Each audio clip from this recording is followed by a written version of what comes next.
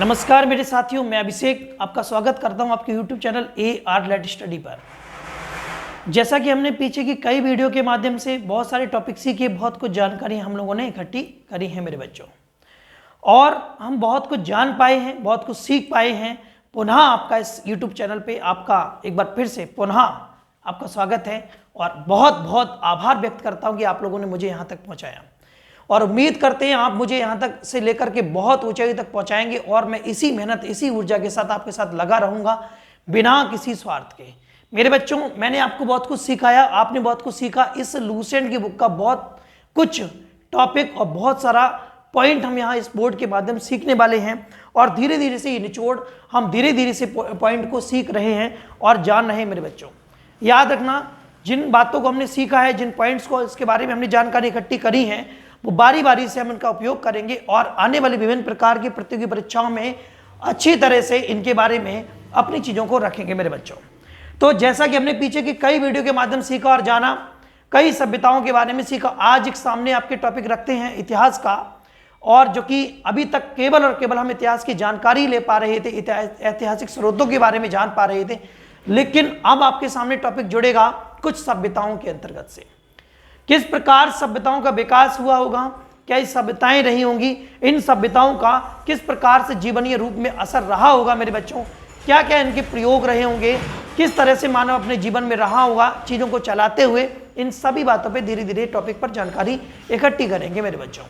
उम्मीद है आप जानदार, शानदार, बहुत बढ़िया होंगे और कॉपी पेन किताब लेकर के बैठे होंगे और कॉपी पेन के माध्यम से लिख रहे होंगे और किताब के माध्यम से आप समझ रहे होंगे और इस बोर्ड के माध्यम से आप चीज़ों को जान रहे होंगे मेरे बच्चों। जैसा कि पीछे की वीडियो हमने देखा, हमने जाना, आज उसके बाद का नया टॉपिक आपके सामने रख रहे हैं, सिंधु सभ्यता। यह सिंधु सभ्यता क्या है और इस सभ्यता के अंतर्गत कौन कौन से स्थल आए, किसने खोज की, कब खोज की, और इसकी खोज होने के बाद इससे क्या क्या प्राप्त हुए, कौन कौन से ऐसे स्थल रहे जो बहुत ही ज़्यादा महत्वपूर्ण रहे, जिनसे हमें पुरातात्विक जानकारी स्रोत के बारे में पता चला और हम इतिहास को बेहतरीन तरीके से जान पाए हैं मेरे बच्चों। आपको बताएं कि किसी भी प्राचीन वस्तु को, किसी भी प्राचीन वस्तुओं को, प्राचीन चीज़ों को ढूंढने के लिए, उनके जानने के लिए एक विधि अपनाई जाती है जिसको नवीनतम विधि अर्थात कार्बन 14 कहा जाता है। C14, कार्बन 14 या C14 के नाम से उसको जाना जाता है। कार्बन को हम C से प्रदर्शित करते हैं और इसका जो परमाणु क्रमांक होता है, परमाणु क्रमांक 6 होता है, और कार्बन का जो परमाणु भार होता है मेरे बच्चों ये 12 होता है। लेकिन इसकी नई विधि अर्थात C14 की बात करने वाले हैं मेरे बच्चों। ये C14 मैं क्यों बता रहा हूं, चैप्टर को शुरू करने से पहले मैं आपको बताऊं, ये C14 कार्बन 14 एक ऐसी विधि है, ये नवीनतम ऐसी विधि है जिसके माध्यम से हमने विभिन्न प्रकार की पुरातात्विक चीजों को जाना और उनके बारे में पता कर पाया कि ये लगभग किस सन में रही होंगी, कितनी पुरानी है। अर्थात मैं आपसे एक पॉइंट और डिस्कस करूं कि जो C14 विधि है, इस विधि में कार्बन की मात्रा ली जाती है और जितना कार्बन कम होगा मानूंगा कि वस्तु उतनी ही पुरानी, उतनी ओल्ड होगी। किस वैज्ञानिक ने ये थ्योरी दी, कहां से निकल के आई, किन्होंने बताई हमें, किस तरीके से पॉइंट रहे होंगे, आज बहुत बेहतरीन, बहुत जानदार टॉपिक सीखने वाले हैं मेरे बच्चों। शुरू करते हैं वहां से जहां हमने कल छोड़ा था, उसके आगे का टॉपिक, नया टॉपिक हम लोगों ने शुरू किया, सिंधु सभ्यता। आपको बताएं कि कार्बन 14 कार्बन डेटिंग करने के बाद हमें पता लगा कि ये सभ्यता 2400 से लेकर के 1700 ईसा पूर्व की मानी गई होगी मेरे बच्चों। ये सिंधु सभ्यता 2400 ईसा पूर्व से 1700 ईसा पूर्व की रही होगी और इसका जो विस्तार है वो त्रिभुजाकार आकृति में दिया गया है मेरे बच्चों। ये सिंधु सभ्यता का जो आकार है त्रिभुजाकार आकृति में, कैसा है, त्रिभुजाकार आकृति में। अगर आपसे कहें कि इसका एक आकार निकालिए, इसकी आकृति है वो त्रिभुजाकार है, किसकी है, सिंधु सभ्यता। अच्छा, जिस प्रकार से हम पढ़ रहे हैं, ये लूसेंट की बुक के पॉइंट हैं, उसके हिसाब से ही हम आपको पढ़ा रहे हैं, उससे ज्यादा जानकारी देंगे लेकिन नई वीडियो के माध्यम से मेरे बच्चों। तो हमने जान पाया कि सिंधु सभ्यता जो कि 2400 से लेकर के 1700 ईसा पूर्व की मानी गई है और इसका विस्तार जो है वो त्रिभुजाकार है मेरे बच्चों। आपको बताएं कि एक अमेरिका के वैज्ञानिक हुआ करते थे और ये अमेरिका के वैज्ञानिक, मैं आपसे कहूं ये बहुत ही प्रसिद्ध वैज्ञानिक थे। इनका नाम था वी.एफ. लिबी। वी.एफ. लिबी नामक के एक ऐसे वैज्ञानिक जो कि प्रसिद्ध वैज्ञानिक थे, अमेरिका के वैज्ञानिक थे मेरे बच्चों। इन्होंने कार्बन 14 की खोज की थी। इन्होंने कार्बन 14 की खोज लगभग मैं आपसे कहूं तो 1921 के समथिंग की बात है, इन्होंने कर डाली। आपको बताएं, इन्होंने बताया कि जिन पदार्थों में कार्बन की मात्रा, मेरे बच्चों इन्होंने बताया कि जिन पदार्थों में कार्बन की मात्रा जितनी कम होगी वह उतनी ही प्राचीन होगी। कौन? वस्तु। मेरी बात समझना, वो स्थल, वो वस्तु, वो जगह, या मैं कहूं कि वो कोई भी पुरातात्विक वस्तु या चीज कुछ भी रहा हो, हम आपसे कह सकते हैं कि वो उतनी पुरानी है जिसमें कार्बन की मात्रा अगर कम है तो। मेरे बच्चों मेरी बात समझ में आई नहीं? इस पॉइंट को नोट कर लीजिएगा, इसको समझ लीजिएगा कि जैसे मैं आपसे कहूं कि कोई, और मैं आपसे एक पॉइंट और डिस्कस करूं तो आप समझ पा रहे होंगे कि ब्रह्मांड में, पूरी पृथ्वी, पूरे संसार में कुछ अपवाद हैं, उनको छोड़ करके ऐसी कोई वस्तु नहीं है जिसमें कार्बन की मात्रा न पाई जा सके। मेरे बच्चों आपको बताएं कि जल अर्थात पानी, वाटर, H2O, जल को छोड़ करके लगभग दुनिया में, ब्रह्मांड में किसी भी तरह चले जाए हम, तो सभी प्रत्येक वस्तुओं में कार्बन की मात्रा पाई जाती है। जिसके अनुसार वैज्ञानिकों ने एक खोज कर डाली और उन्होंने C14 निकाल लेकर के आए, और इस खोज के माध्यम से हम जान पाए किसी वस्तु की कार्बन डेटिंग करते तो पता लगता है कि वस्तु कितनी प्राचीन है। इस प्रकार से विभिन्न वस्तुओं, विभिन्न चीजों के बारे में जान पा रहे हैं और बता पा रहे हैं कि वस्तु कितनी पुरानी है और किस सभ्यता से जुड़ी हुई है और इसका उस सभ्यता से क्या मतलब है, इस बात को हम आपको दर्शा पा रहे हैं मेरे बच्चों।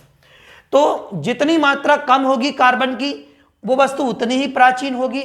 मैं आपसे कहूं कि जो सिंधु सभ्यता है, इसके खोजकर्ता राय बहादुर दयाराम साहनी जी हैं। मैं आपको बताऊं कि इनके द्वारा इस खोज को सन 1921 में किया गया था और इसी सभ्यता को आदि ऐतिहासिक एवं कांस्य युग में रखा गया है। मेरे बच्चों एक व्यक्ति हुआ करते थे, बहुत ही अच्छे, बहुत ही बेहतरीन, मैं आपसे कहूं तो इतिहासकार रहे होंगे जिन्होंने इसको खोजा है। इसके खोजकर्ता राय बहादुर दयाराम साहनी जी हैं और इन्होंने इसकी खोज सन 1921 में की गई और इसे नाम दिया गया आदि ऐतिहासिक और कांस्य युग में इसको रखा गया है। मेरे बच्चों देखिए मेरे विद्यार्थियों, पढ़ाई और मेहनत दोनों एक दूसरे की पूरक हैं। जितनी मेहनत आप कम करेंगे पढ़ाई उतनी ही कम हो पाएगी। पढ़ाई के ऊपर शिक्षा को और मेहनत की बात कर रहे हैं, ना कि किसी मजदूरी या किसी अन्य व्यवस्था की तरफ बढ़ रहे हैं, केवल शिक्षा के स्तर की बात कर रहे हैं। जितनी ज्यादा मेहनत करेंगे पढ़ाई उतनी ही सरल हो जाएगी, जितनी कम मेहनत करेंगे पढ़ाई उतनी ही कठिन होती चली जाएगी। आपने जाना भी होगा और आप जानते भी होगा, आपने देखा भी होगा कि जिस सब्जेक्ट के बारे में हमें जानकारी कम होती है अधिकतर वही सब्जेक्ट आपको ज्यादा कठिन लगता है। आप उल्टा करते हो कि जो सब्जेक्ट कठिन होता है, जो विषय आपका कठिन लगता है आपको, उस विषय को आप कठिन मान लेते हो और छोड़ देते हैं। यहां उल्टा करिएगा आप, कठिन वो सब्जेक्ट हो जाएगा जिसको आपने कम पढ़ा है। बस इस कॉन्सेप्ट को ध्यान रखना है, अपनी पढ़ाई को चलाते चलना है और अपनी माँ बाप के सपने को पूरा करना है।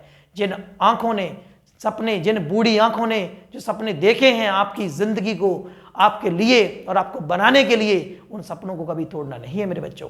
उनको इतना आगे तक लेकर के जाना है, जिन सपनों को देखा गया है, जिन बूढ़ी आंखों से देखा गया है, उनको पूरा करने का हक और पूरी करने की जिम्मेदारी आप ठान लीजिए और मेहनत के साथ इसको पूरा करिएगा। उसके साथ मैं आपके साथ जुड़ा हूं और जितना कर पा रहा हूं करके दिखा रहा हूं। आगे बढ़ते हैं, मेरी बात को यहीं खत्म करके नई बात तरफ बढ़ेंगे। इसे आद्य ऐतिहासिक एवं कांस्य युगीन में रखा गया है मेरे बच्चों। आपको बताएं कि इस सभ्यता के मुख्य निवासी जो लोग हुआ करते थे, इसमें जो निवास करते थे, मैंने आपको पहले ही बताया था कि कुछ लोग द्रविड़ लोग हुआ करते थे और वो द्रविड़ दक्षिण के हिस्से में रहने वाले लोग द्रविड़ हो गए थे। आपसे कहें कि द्रविड़, ये जो द्रविड़ लोग थे ये इसके मुख्य निवासी थे, किसके? सिंधु सभ्यता के। आपको बताएं कि एक बहुत अच्छे इतिहासकार रहे होंगे जिनका नाम था सर जॉन मार्शल। इन्होंने 1924 ईस्वी में सिंधु घाटी सभ्यता नामक नगर की खोज करी, इसके बारे में बताया और इसके बारे में जानने की कोशिश करी कि सिंधु घाटी नगर के बारे में विस्तृत रूप से कुछ और भी चर्चाएं जो करी हैं वो किसने करी हैं। मैं आपको बताऊं कि सन 1924 में सर जॉन मार्शल, ये पुरातात्विक विशेषज्ञ रहे हैं और इन्होंने कुछ इसके बारे में अलग से भी जानकारियां दी हैं। लेकिन आप कहोगे सर अभी तो आपने बताया इसके खोजकर्ता दयाराम साहनी जी रहे हैं, ये बिल्कुल सही बात है, लेकिन सर जॉन मार्शल जो हैं वो इससे संबंधित बहुत अच्छे इतिहासकार रहे हैं, इनके बारे में कुछ अन्य जानकारियां इन्होंने दी हैं। मेरे बच्चों अगला जो फैक्ट, अगला जो पॉइंट बनेगा आपका सिंधु सभ्यता से बनेगा। आपको बताएं कि सिंधु सभ्यता पश्चिम में दास्क नदी के किनारे स्थित सूतकांगेडोर, मेरे बच्चों ये स्थल के नाम से प्रसिद्ध है, ये ऐसे स्थल प्राप्त हुए हैं।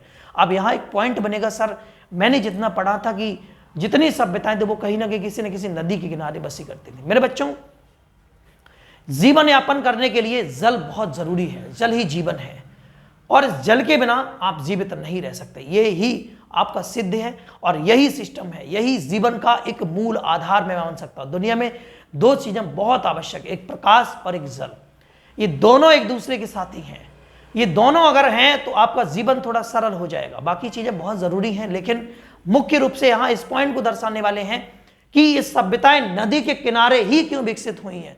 उसका रीजन ये था, उसका मतलब ये था कि उन्हें जीवन यापन को चलाने के लिए, अपने जीवन को बनाए रखने के लिए कहीं ना कहीं उस जगह की आवश्यकता थी जहां से भोजन आदि इत्यादि कई व्यवस्थाओं को सुचारू रूप से चलाने के लिए हमें नदियों के किनारे बसना पड़ता था।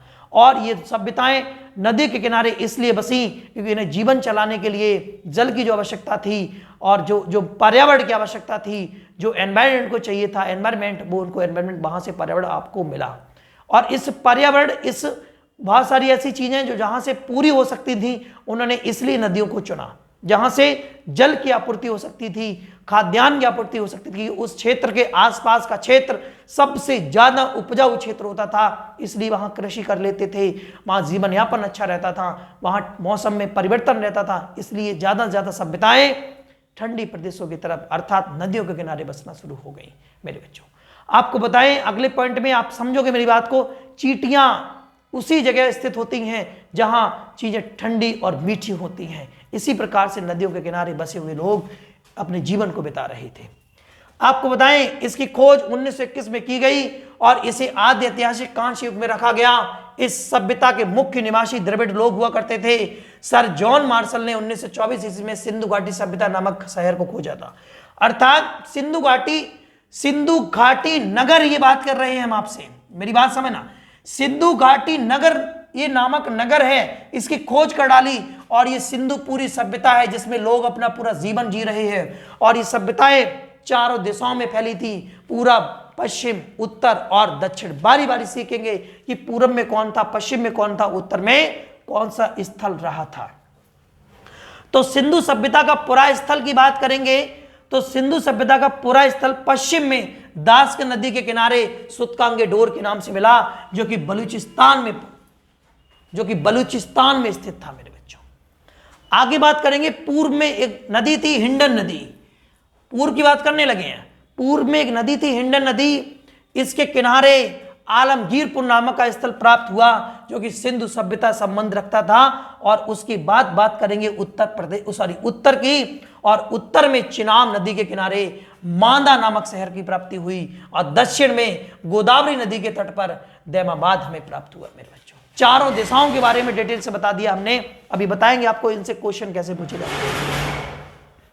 सिंधु को हम सैंदव भी कहेंगे और इस सभ्यता को नगरीय सभ्यता कहा गया। और सैंदव मतलब सिंधु, सैंदव सभ्यता से प्राप्त 6 बड़े स्थल जो सबसे ज्यादा पूछे जाते हैं, आपसे कहेंगे कि हड़प्पा स्थल या हड़प्पा जगह जो इसके बारे में पूछा जाए, मोहनजोदड़ो के बारे में पूछा जाए, कालीबंगा के बारे में पूछा जाए, धौलावीरा के बारे में पूछा जाए, ये स्थल किससे संबंधित आप बताओगे बड़ी आसानी से। सिंधु सभ्यता के 6 बड़े स्थल हैं और जो यहां से प्राप्त हुए, कहां से, नगरीय सैंदव सभ्यता से प्राप्त हुए। आपको बताएं सबसे पहला, उन 6 स्थलों में से सबसे पहला स्थल है मोहनजोदड़ो, दूसरा है हड़प्पा, तीसरा आपका इसी में हड़प्पा, पहला मोहनजोदड़ो, दूसरा हड़प्पा, तीसरा गढ़वारीवाला और गढ़वालीवार एक ही बात है, ठीक है ना। कहीं कहीं आपको गढ़वारीवाल लेकिन मिलेगा और कहीं ना कहीं आपको गढ़वारीवाला मिलेगा, ठीक है मेरे बच्चों। मुझे उम्मीद है इस वीडियो को आप शेयर जरूर करेंगे। मुझे उम्मीद है इस वीडियो को आप लाइक जरूर करेंगे। मुझे उम्मीद है इस वीडियो के इस चैनल के माध्यम से कई विद्यार्थियों तक इसको शेयर करके पहुंचाएंगे और कई विद्यार्थी इससे पढ़ करके अपने जीवन को आगे बढ़ाएंगे मेरे बच्चों, पढ़ाई के स्तर में। तो चौथी बात पे चलेंगे राखी गढ़ी, पांचवी बात करेंगे धौलावीरा और छठवीं बात करेंगे आप कालीबंगन। ये 6 ऐसे स्थल थे, पुरा स्थल, जो आपको सेंधम सभ्यता से प्राप्त हुए हैं। ये बड़े स्थल थे। आपको बताएं एक हड़प्पा संस्कृति के बारे में, बड़ी इंपॉर्टेंट बात। हड़प्पा संस्कृति के सबसे ज्यादा जो स्थल हमें प्राप्त हुए हैं वो गुजरात में मिले हैं। कहां से प्राप्त हुए सबसे ज्यादा स्थल? गुजरात से प्राप्त हुए हैं। आपको अगले पॉइंट में लेकर के चलें तो धौलावीरा ही वो पहली साइट थी जो 2021 में यूनेस्को के द्वारा विश्व विरासत स्थल में शामिल की गई थी। अर्थात ये जो सभ्यता थी, मैं आपसे बात कर रहा हूं, ये जो धौलावीरा था ये सिंधु घाटी सभ्यता संबंधित एक पूरा स्थल था और इसको विश्व धरोहर स्थल में शामिल किया गया सन 2021 में मेरे बच्चों। आपसे अगली बात करने वाले हैं सिंधु घाटी सभ्यता की। सिंधु घाटी सभ्यता का सबसे बड़ा जो पूरा स्थल था वो मोहनजोदड़ो था मेरे बच्चों। सिंधु घाटी सभ्यता का जो सबसे पुराना सबसे बड़ा स्थल था वो मोहनजोदड़ो था मेरे बच्चों। और आपसे अगली बात करें, जबकि भारत में इसका सबसे बड़ा राखी गढ़ी प्राप्त होता है मुझे मेरे बच्चों, जबकि भारत में सबसे बड़ा परास्थल अगर कोई प्राप्त होता है तो वो राखी गढ़ी है, जो कि हरियाणा के एक स्थान, हरियाणा के एक जिला है जिस जिले का नाम हिसार है। उस जिले में 1963 ईस्वी की बात करें, इसको खोजा गया था 1963 ईस्वी में। इसके खोज करता थे सूरजवाहन जी मेरे बच्चों। किसके खोज करता थे? सूरजवाहन जी। सिंधु घाटी सभ्यता का सबसे बड़ा स्थल हमें मिला था मोहनजोदड़ो, और जबकि इससे भारत में इससे बड़ा राखी गढ़ी जो कि हरियाणा के हिसार में स्थित है, इसके खोजकर्ता किसके? राखी गढ़ी के खोजकर्ता कौन हुआ करते थे? सूरजवाहन जी हुआ करते मेरे बच्चों। तो उम्मीद है ये लास्ट टॉपिक तक आपको चीजें समझ में आ गई और आपने लिखी होंगी और आपने नोट करी होंगी। उम्मीद है आगे भी इस तरीके से आप जुड़े रहेंगे। अब हम उन बातों उन फैक्ट पर चलते हैं, उन बातों की बात करेंगे जहां से प्रश्न बनेंगे। तो सबसे पहले हम पहले पॉइंट की तरफ चलेंगे और देखेंगे यहां से किस प्रकार से प्रश्न बोर्ड आपके एग्जाम में या किसी भी राज्य के बोर्ड में पूछे जाने वाले ये प्रश्न किस तरीके से बनेंगे। एक एक फैक्ट, एक एक पॉइंट की बात करेंगे मेरे बच्चों। देखो, सबसे पहले बात करेंगे कि सिंधु सभ्यता का काल कहां से कब तक रहा है। आपका प्रश्न बनेगा सिंधु सभ्यता का काल कब से कब तक रहा है। आप बताओगे सर सिंधु सभ्यता का काल 2400 ईसा पूर्व से 1700 ईसा पूर्व रहा है। अगला क्वेश्चन बनेगा कि इसका जो विस्तार है वो किस आकृति में है। ऑप्शन मिलेगा आपको त्रिभुजाकार, वृत्ताकार, चतुर्भुजाकार, इनमें से कोई नहीं। आपका आंसर होगा त्रिभुजाकार। क्या होगा? त्रिभुजाकार। अगला क्वेश्चन आपसे मिलेगा कि ये बताइए, एक प्रसिद्ध वैज्ञानिक थे जो कि अमेरिका के थे, उन्होंने ही कार्बन 14 की खोज की, उनका नाम बताइए। आपका आंसर होगा सर उनका नाम था V.F. लिबी। समझ गए? तो आप आंसर भी दोगे आप V.F. लिबी। या इसके विपरीत दूसरा क्वेश्चन पूछा जाए कि V.F. लिबी द्वारा, ये एक प्रसिद्ध वैज्ञानिक अमेरिका के थे, इनके द्वारा किसकी खोज की गई थी। आप बताओगे सर कार्बन 14। ऑप्शन में मिलेगा कार्बन 14, आप लगा दीजिए। और भी कई चीजों खोज की होगी, लेकिन आपके संबंध जो आंसर है वो कार्बन 14 है मेरे बच्चों। चलो आगे क्वेश्चन पूछा जाएगा कि जिन पदार्थों में कार्बन की मात्रा अधिक होती है वह वस्तुएं हैं। क्वेश्चन बनेगा जिन पदार्थों में कार्बन की मात्रा अधिक होती वह वस्तुएं हैं सबसे पुरानी, सबसे नई, या पुरानी नई दोनों, या इनमें से कोई नहीं। आप बताओगे जिन पदार्थों में कार्बन की मात्रा सबसे कम होगी वो वस्तुएं सबसे पुरानी होंगी। कैसी होंगी? प्राचीन वस्तुएं होंगी। ये आपका क्वेश्चन क्लियर हो जाता है। आगे बढ़े, आपसे कहेंगे 1921 में खोज की गई किसकी। आप बताओगे सर खोज करता थे राय बहादुर दयाराम साहनी जी। किसके? सिंधु सभ्यता के। कब की बात है? 1921 की। यहां से 3 क्वेश्चन तैयार होते हैं। एक नया क्वेश्चन आप बनाओगे यहीं से कि सिंधु सभ्यता और आद्य ऐतिहासिक और कांस्य लगभग तीनों एक ही बात में रखे जाएंगे। समझ गए? नेक्स्ट क्वेश्चन बनेगा कि सिंधु सभ्यता के मुख्य निवासी कौन लोग थे। आपको ऑप्शन मिलेगा, उसमें एक दिखाई पड़ेगा द्रविड़। आप तुरंत आंसर मारोगे खटाखट की, आंसर उसका होगा द्रविड़। अगले क्वेश्चन बनते हैं, जॉन मार्शल ने किस सन में सिंधु घाटी सभ्यता नामक नगर खोजा था? आप बताओगे सर जॉन मार्शल जी ने 1924 में सिंधु घाटी नगर की खोज कर डाली थी। मेरे बच्चों आपसे क्वेश्चन बनेगा सिंधु घाटी नगर की खोज 1924 में किसके द्वारा की गई थी? तब भी आप बता दोगे कि सर जॉन मार्शल द्वारा 1924 में सिंधु घाटी नगर सभ्यता की खोज की गई थी। अगला क्वेश्चन बनेगा आपसे, अगला क्वेश्चन आपसे पूछा जाएगा सिंधु सभ्यता पश्चिम में दास्क नदी के किनारे स्थित थी, लेकिन इस सभ्यता का पूरा स्थल कौन सा था? आप बताओगे सुतकांगेडोर। अगर क्वेश्चन पूछ लिया है सुतकांगेडोर जो है वो किस सभ्यता से संबंधित है, आप आंसर बताओगे सर सुतकांगेडोर जो कि सिंधु या सैंधव सभ्यता का एक महानगर है। ठीक है, अगला क्वेश्चन यहीं से बनेगा कि सैंधव सभ्यता में कितने महानगरों की बात करेंगे? तो 6 बड़े स्थल होंगे इसमें। अगला क्वेश्चन आपसे बनेगा कि सिंधु सभ्यता दास्क नदी के किनारे स्थित सुतकांगेडोर किस दिशा में है? आपकी दिशा बता दोगे आप, पश्चिम दिशा में है। अगला क्वेश्चन बनेगा बलूचिस्तान से, आप तुरंत मार दोगे सर बलूचिस्तान का मतलब सुतकांगेडोर, और सुतकांगेडोर मतलब पश्चिम दिशा, और पश्चिम दिशा सुतकांगेडोर बलूचिस्तान के तीनों के बीच में एक पॉइंट और बन जाएगा दास्क नदी। मेरे बच्चों 10 से 15 क्वेश्चन यहां तक तैयार हो गए हैं। आगे बढ़ेंगे, पूर्व में हिंडन नदी के किनारे कौन सा स्थल बसा हुआ है? बोलो बोलो, आप बताओगे आलमगीरपुर, या कहे आलमगीरपुर किस नदी के किनारे स्थित है? आप बताओगे हिंडन नदी के किनारे। आप बताओगे सुतकांगेडोर किस नदी के किनारे स्थित है? आप बताओगे दास्क नदी के किनारे। आपसे कहें कि चिनाब नदी के किनारे कौन स्थित है? कौन मतलब कौन है वहां पर किनारे कौन स्थित है? मांदा। आपसे क्वेश्चन पूछा जाएगा कि उत्तर में चिनाब नदी के किनारे कौन स्थित है? तब भी मांदा लगाओगे आप। अगला क्वेश्चन बनेगा दक्षिण में गोदावरी नदी के तट पर कौन स्थित है?